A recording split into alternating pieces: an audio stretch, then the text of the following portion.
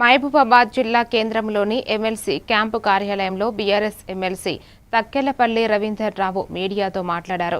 రైతు సంగ్రామ సదస్సుకు భారీగా హాజరైన ప్రజలకు కృతజ్ఞతలు తెలిపారు. కాంగ్రెస్ ప్రభుత్వం రైతు సదస్సు పేరిట అధికారులను ఉపయోగించి బస్సుల్లో ప్రజలను తరలించిందని, అయినప్పటికీ సదస్సు వెలవెలబోయిందని విమర్శించారు.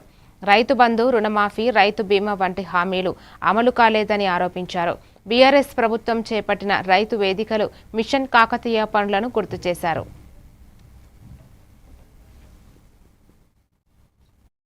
సదస్సులో వ్యవహరిస్తున్న నడిచిన తీరు అంటే రైతుల యొక్క మూడు కానీ లేదా మాట్లాడిన తీరు, రైతులు మాట్లాడిన తీరు కానీ, సభలో ఉన్న వైబ్రేషన్ కానీ చూస్తే ఇవాళ రైతులు క్షేత్రస్థాయిలో ఎంతటి వేదనని అనుభవిస్తున్నారు అనడానికి ప్రతిబింబంగా ఆ సభలో కనిపించింది. చాలామంది మీడియా మిత్రులు కూడా రికార్డ్ చేశారు, టీవీలలో, సోషల్ మీడియాలో కూడా చూసాం.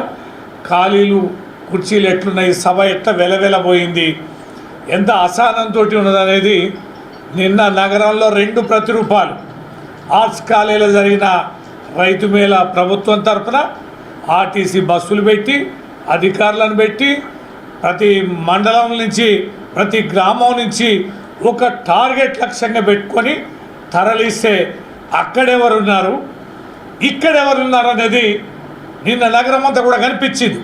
అనుమతిస్తామన్నారు కూడా, అధికారులు కూడా కలెక్టర్ని కలిశారు, స్వయంగా మాట్లాడినాం.